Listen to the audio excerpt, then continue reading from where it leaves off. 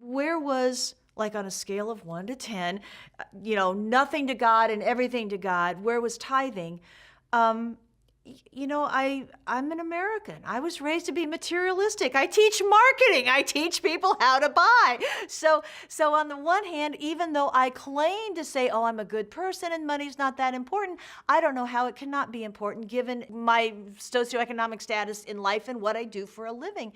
And so I would say it was probably midway. Things were going okay. I mean, things were going okay. I mean, career was going okay, family was going okay, marriage was going okay. But I knew there was something, I knew there was more than just getting tenure. I knew there was more than just making more money, getting a raise. And I had decided I needed to go to the Bible. What is this? I've been going to church all my life, but never really read the Bible. And meanwhile, I'd had a couple of friends, another marketing professor who was also a Christ follower.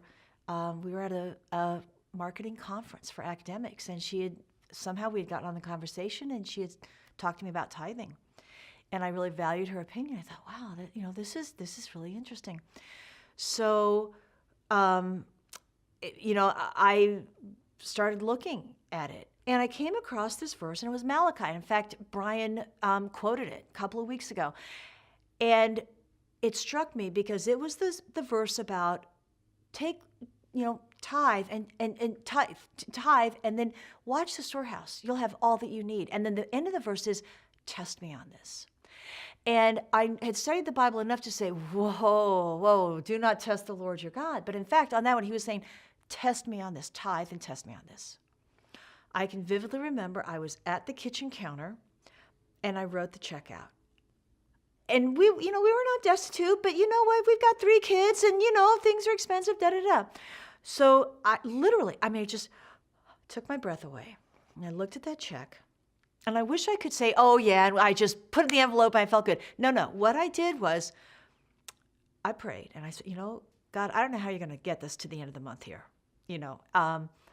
Don't quite understand how this is going to work. And in my mind, I was mentally thinking, okay, Jane, it's only 1 month. It's only 1 month. You can make it up. You can scrimp and save that up. So I was not exactly, jumping in the deep end. But I said, okay, you said, I'm going to trust you on this 1 month, okay?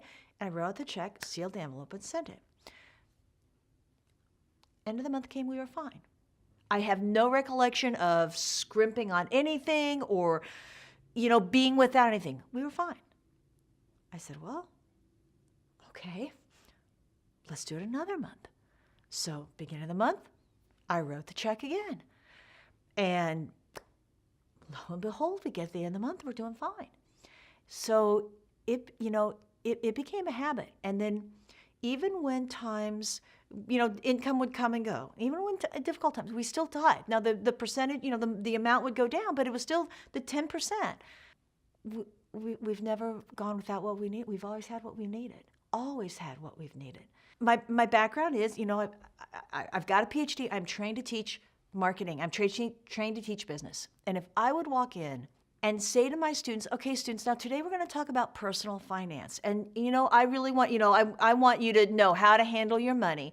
And so the first thing I want you to do is I want you to give 10% of your income to the church.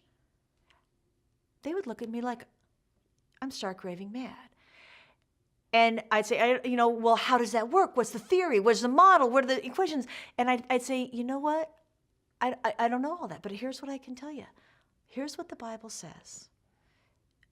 Go ahead, test the Lord your God, and I guarantee you it is going to come to pass.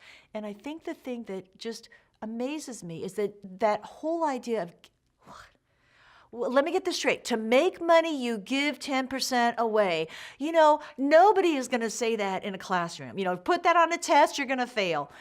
But in fact, that's what God says. He turns the kingdom upside down. And I just love the fact that just is so just anti-human.